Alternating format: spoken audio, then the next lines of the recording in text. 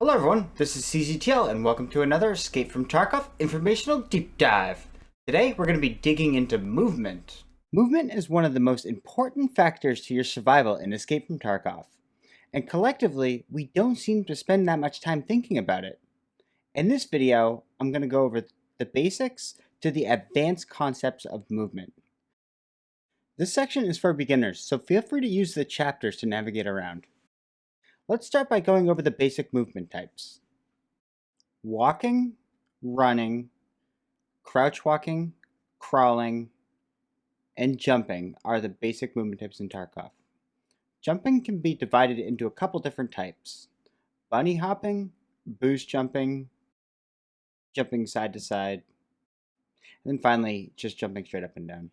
In addition to these movements, you can control other aspects about your movement. Notice the 2 meters in the bottom left. You can control how fast they move, which is shown by the horizontal meter on the bottom. The vertical meter controls posture. In combination, these two will affect the amount of sound your character makes. Use your mouse wheel to control speed. Notice the speaker next to the horizontal meter changes to reflect the amount of sound you make. Caps lock will also toggle between maximum and minimum movement speeds. Hold C plus using the mouse wheel to control your posture. Anything besides a full crouch pretty much sounds the same as walking in an upright position. With the basics out of the way, let's dig a little bit deeper into some intermediate information. We'll start talking about sound, followed by speed, stamina, ending with leaning and peeking. Crouching at minimum speed is by far the quietest way to move around. Check out the decibel bar above me. There is one caveat here. Watch when I rotate. The decibels spike up.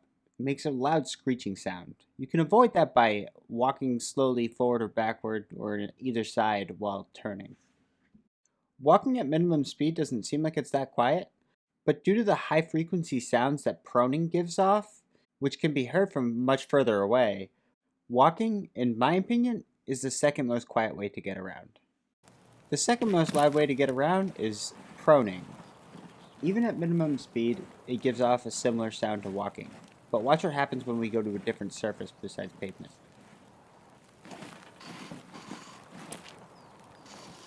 It sounds like nails on a chalkboard. And finally, there is running.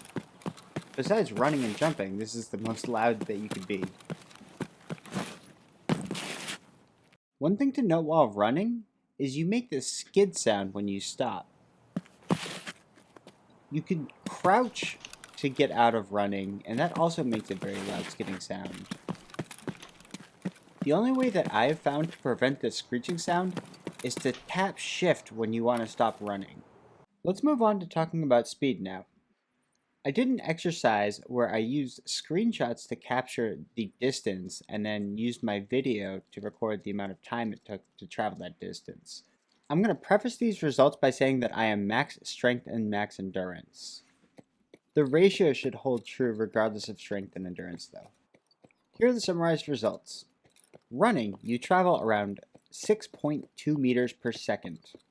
Crouching, you travel around 2 meters per second. Proning, you travel around 1 meter per second. Walking, you travel around 4 meters per second. Min speed walking, you travel around 1 meter per second. Crouching at min speed, you travel around 0.5 meters per second, as well as with prone. Finally, with bunny hopping, I found I traveled the same speed as I did as running at 6.2 meters per second. I'll keep stamina brief here and just talk about stamina depletion. Running, I was able to cover 263 meters, whereas bunny hopping, I was only able to cover 75 on a full stamina bar. That is a significant difference. On to combat movement now. First rule, always lean right, never lean left, as demonstrated in this clip. Second, never break down a door. You leave yourself exposed right there through the door, and then it takes forever for the animation to kick in. Third, the sidestep lean is pretty slow. I found myself getting killed by it a lot, so I no longer use it. And this is the final but most important intermediate rule. Do not peek the same corner or hold the same corner for a prolonged period of time. It just opens you up for the enemy knowing exactly where you are.